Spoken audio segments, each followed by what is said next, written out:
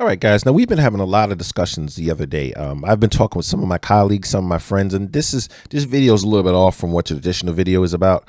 But this kind of is going into picking up majors. Now, when you talk about majors in college, what does that mean? Okay, so maybe you're English major, you're a Spanish major, or maybe you major engineering or medicine. Now, with AI and everything popping up and going here and there, a lot of people are concerned about their jobs. All right. So one of the general rules is to make sure that you pick a profession that AI can't replace you. All right. Because this is one thing that we know from just the world, that if a computer could do something that you can't, then guess what? You're getting replaced. So you want to pick some of these jobs these jobs and these majors that are going to make sure that you can continue to work and the computer named Bobby can't replace you.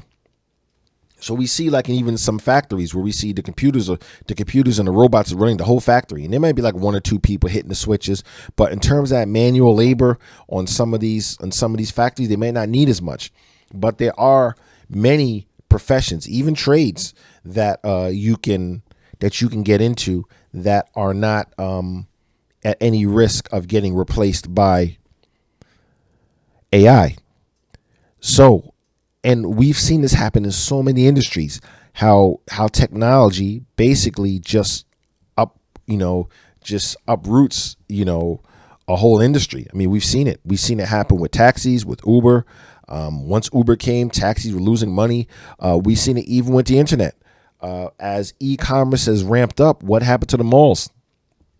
I'm from the era where I remember mom and pop shops. Now, mom and pop shops are places that are owned by family businesses. You get your shoes from a family business. You get your spaghetti from the Italian family as a business up the street.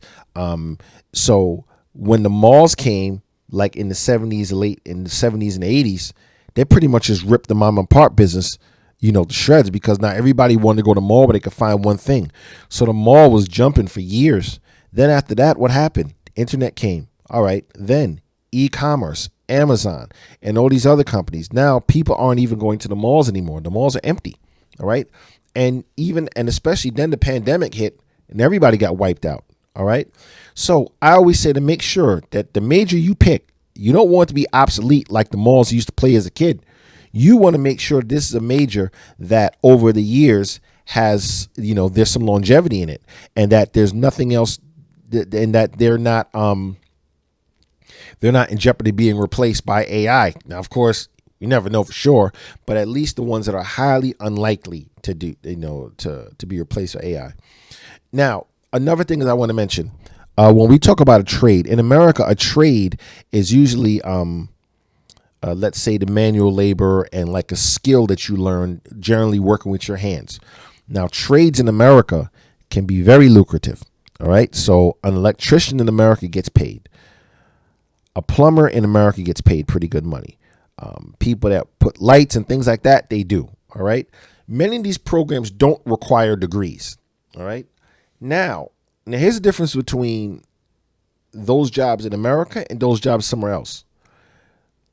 A guy who's a plumber, electrician in Dubai or Abu Dhabi or Riyadh, he's not going to get nearly as much money as he would in those Western countries, because the labor over there is, to be honest, it's pretty cheap, and they get people from India, Pakistan, and these other countries, and they don't have to pay them as much as they pay them over in America.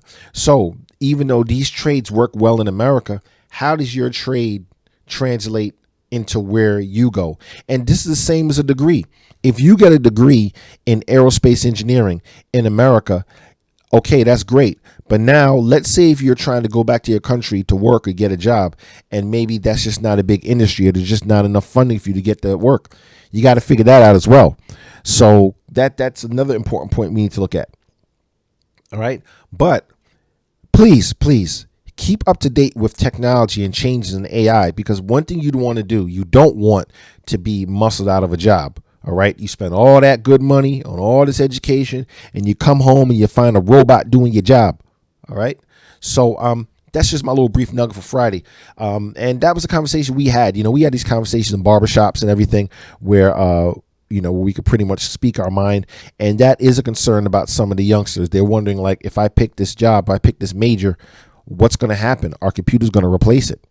You have to think of that. I've seen computers even replace translators for you international students. You used to be able to just, hire a translator from anywhere, and then he would translate between one language to another. But now you have computers doing it all. You have computers doing a lot of those things. So a lot of jobs and stuff are getting cut off. But anyway, you know what to do. That was our 2 cents on that.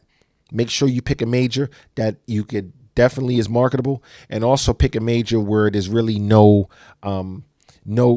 I'm not gonna say no chance, but let's just say that's very rare that that AI will take over it anytime soon, or at least in your lifetime. But then again, with the way things are going now, we never know. All right, so we'll talk about that later.